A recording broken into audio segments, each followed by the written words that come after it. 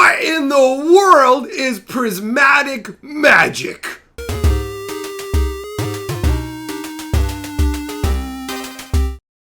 Greetings, owners of fine luxury cardboard rectangles. Today, we are here to talk about prismatic magic with an extra bonus type of magic at the end as well. What we're going to do here, guys, is we're going to dig through the history of the game. This format has been retired. It's a funky old format where you have to use 250 cards for your deck. That is the deck size you're looking at there. But anyways, the situation is one where all this information about these old formats and older stuff about Magic is slowly but surely poof, just disappearing all over the place. And not just from older sites, but from Wizards of the Coast's own site.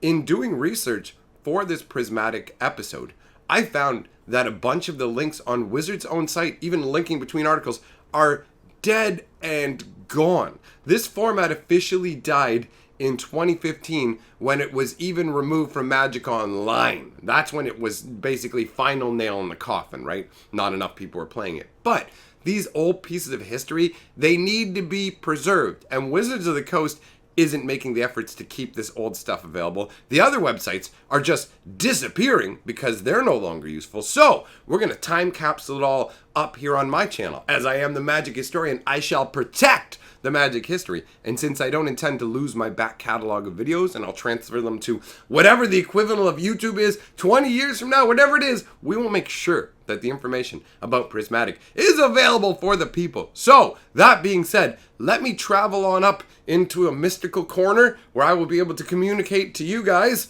how this works. Off we go! It's the only exercise I get, guys. All right, my friends, here we are. I'm properly situated in the corner, and it's time to talk about Prismatic. We're going to start here on the mothership with their article. Hilariously enough, right here we have a Prismatic reprimer. Now, these links right here, these are all dead. As I was talking about, they lead to nothing. Very frustrating.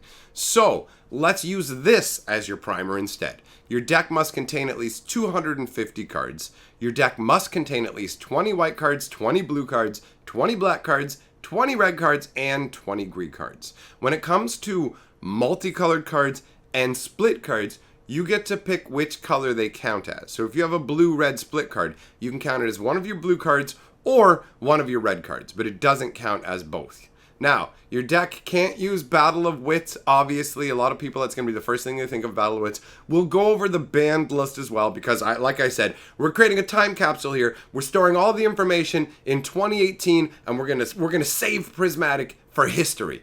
All right, so the Prismatic has a special mulligan rule, which is absolutely hilarious. If your starting hand has either 0, 1, 6, or 7 lands in it, you can take a big deck mulligan for free, and that means you can get back a fresh hand of 7 cards. After that, you have to do the Paris mulligan as normal if you don't like your hand.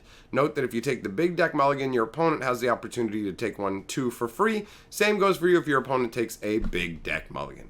That's it. Those are the rules of Prismatic. The real fun is the strategy of the format, how you can build the best interacting 250 card behemoth with the cards you have available, and how once you see the opening 7, you can manage to eke a win with the resources your colorful deck provides you. So, it talks about right here, building a Prismatic deck. There are 2 main differences between a Prismatic deck and a regular Magic deck, which have important implications for how you build it. It's 5 colors, and it's huge. That means you're bound to have both mana issues and consistency issues. But those are the central challenges to Prismatic, and both are solvable. Let's focus on both these issues separately and discuss what you can do about them.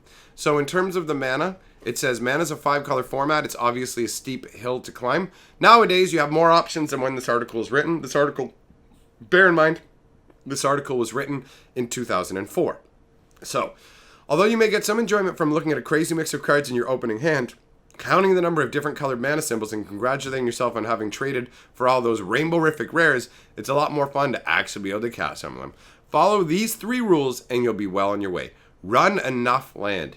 It's difficult to emphasize this enough. Think about ratios when you choose how much land to put in your Prismatic deck. If a 60-card deck runs 24 lands, or about 40%, your Prismatic deck will have to run about 100 lands. But won't that make you mana flooded? No. Remember, just like a regular Magic game, you only start with 7 of your 250 cards, and you only draw 1 card per turn. You want to make sure you still have 2 or 3 lands in your opening draw, and that you can muster several more as the turns progress. Emphasize some colors over other. Because look, guys, go back up to the rules just so you see. You have to have at least 20 of these different colors, but you don't have to have an equal ratio of all colors amongst your deck. So you can focus on particular colors over others. So if you want to focus your deck on green and white cards, you can keep your red, blue, and black to their 20 card minimums and play gold split and cycling cards to fill up those requirements. So you don't necessarily have to have, like, you can put black cards in like Street Wraith, and you can just use that to cycle to draw another card and to meet the minimum 20 black cards in the deck. So there is that option. And then obviously, the next thing is play mana fixing cards. R&D wants you to be able to play your spells. It's true, I asked them. Well, at least I asked Magic Online search engine for a list of land. Yeah, blah, blah, blah. Great, your joke. You have tons of options for ways to smooth your mana, and it lists a bunch here. You can pause and take a look at that if you guys want to. In fact, you'll have access to far more choices than you need, even given your deck's impressive girth. Oh, I do like that phrase, impressive girth. Choose an array of these and many other fine mana helping cards, and you'll be playing out that colorful opening hand in no time. Consistency is the other issue. Your Prismatic deck is big. It has about 4 times as many cards as a regular 60 card deck. Face facts, that make your deck less consistent. The bigger a deck is, the less often a particular card will come up, so the less often you'll be able to draw just the right card at the right time. You might draw a Fire Shrieker without a Histrodon to equip. You might draw a Chainer's Edict when you really need to destroy your opponent's Mirari's Wake. You might draw a Plains when you need a creature, but that's why we love it. Prismatic is not about well-oiled machines. It's about the fun of playing the same deck a different way each time. Some of the same appeal at King Cube. Seeing bizarre combinations of cards that would normally never see play, and throwing all your favorite cards into one super deck and playing against opponents who've done the same. But losing all the time is no fun.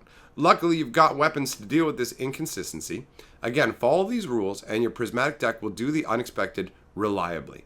Think in ratios. How many of a certain card to play depends on how often you want to draw it. To build a Prismatic deck with the right number of each type of card, model it after a 60 card deck you already like. A simple rule of thumb is to multiply by 4 to translate from a regular 60 card deck to your Prismatic deck.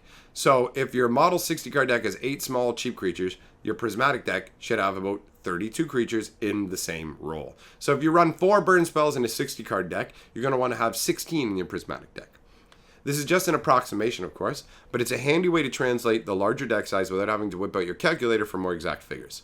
Use analogs. You can only play 4 wild mongrels in your Prismatic deck. Does it? Yeah, okay, so it'll show you right there what they do. That's convenient. So you can see it's a 2/2 with a bonus ability. So it's saying you can look for other 2/2s that are also decent as well. These guys don't really have abilities so much, but I mean, if you got a 2/2 flyer, or you can put in the 2/2 with a tap. See, that's all right. That it's saying to get the same kind of effect from your deck. If you're used to having a turn 2 2-drop with an ability, you can pop in one of these guys. All right, and then mind your mana curve. Many Prismatic games go long enough for you to cast that Dromar the Banisher, or even entwine that Promise of Power. Hover over that for a second. Bam. Bam. But that doesn't mean you shouldn't have anything to do until then. Make sure you have an appropriate mix of cheap early game spells so you can stay alive long enough to cast or fend off that Dromar. Again, think in terms of ratios. If a 60 card deck plays 12 spells for 3 or less mana, you should play around 48. Alright, and then down here we've got a Prismatic deck recipe. Now I'm not going to read this out for you guys, but what I'll do is I'll scroll down here for a second so that if you want to pause it while you're watching the video later on, you can go ahead and take a look at this information and read it for yourself so that it will be available to you, because the point is to try and store the information. So down here, this is just advertising for the Mirrodin block and how to use it with Prismatic, so we're not going to worry about that. That's all the information that we're going to need from this article. So moving on, we'll cover the banned list here. Now, anti and manual dexterity cards are banned unless you're playing really original Prismatic, in which case they are not. But the banned list is anti-cards, manual dexterity cards, which are your cards like Chaos Orb and Falling Star, the ones you actually have to flip using manual dexterity.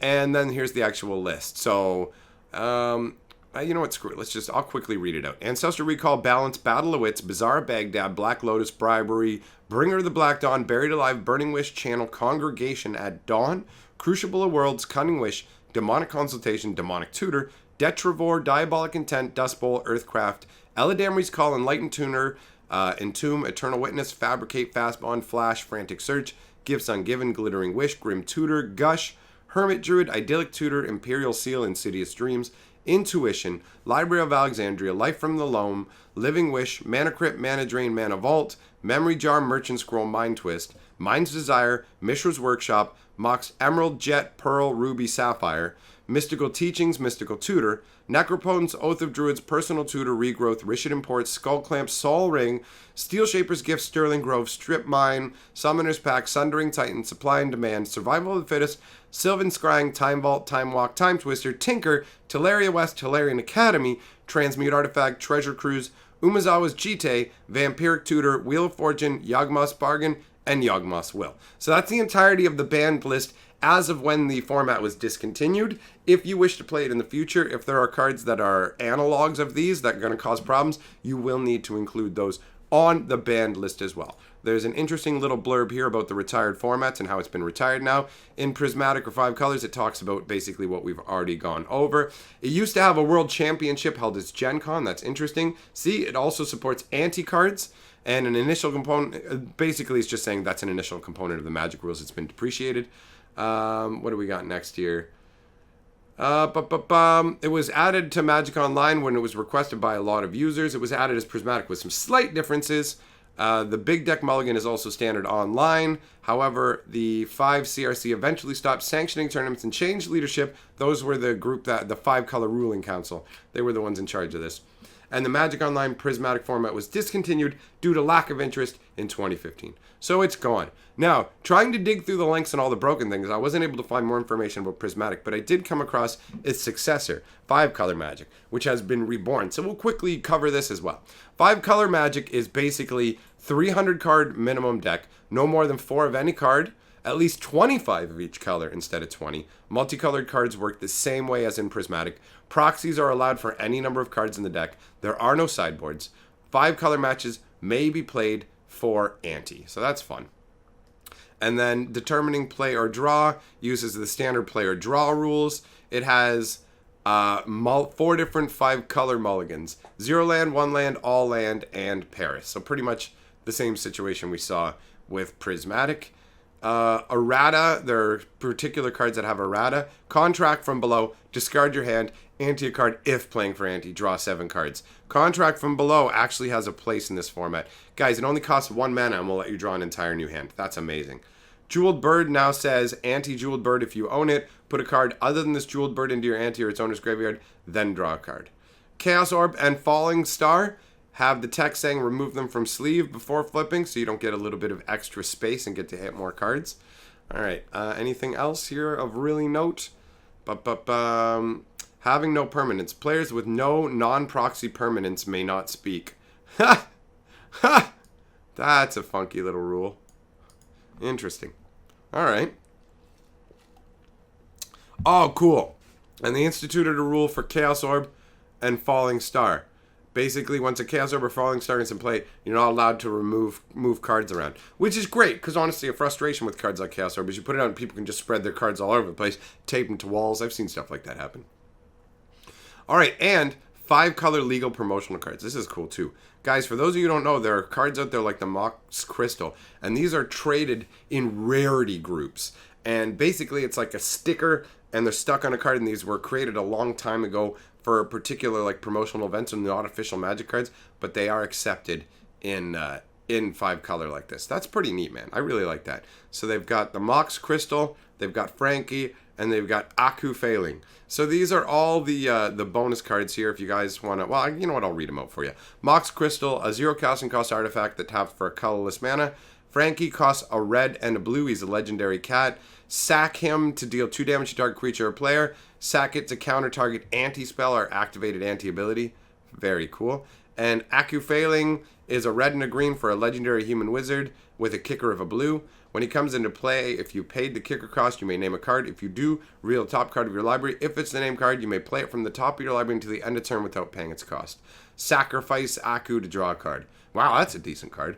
All right, so that covers the entirety of that covers the entirety of the information that's available about Prismatic. It is now stored in the grand history of the Magic Historian. So let me know what you guys think about this format. We decided to talk about it, or I should say I decided to talk about it, because it got brought up in a live stream last night. So I will continue to catalog all of Magic history. You guys may have noticed, I got some boxes back here. I got some fan mail today. And we'll talk about that fun stuff and some other fun stuff in a second. Let me hop back out of this little box. All right, I'm back with happy fun time and news. I have these two lovely packages. Look at this. We're going to open these on a live stream today. So if you don't have notifications on, you need to be subscribed and have notifications on to make sure you come out. And I want to welcome my two newest Golden Lords of Purple. Thanks for joining my Patreon. Thank you, Jeffrey Irvin, and thank you, Electronic Shaman, for getting on board. It makes me feel fantastic you guys have made that choice. I will see you in the end scroll below. Thanks to all of you who have been joining up lately. The Golden Lords ranks are swelling, and it will show other channels to make the content that they love and just have a good time. That is another benefit of what you guys are doing. So thanks for helping me do what I do, and now your names are stamped on the history of magic.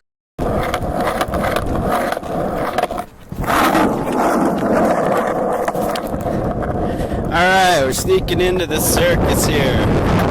Just letting you guys know, together, we're the 6-color magic.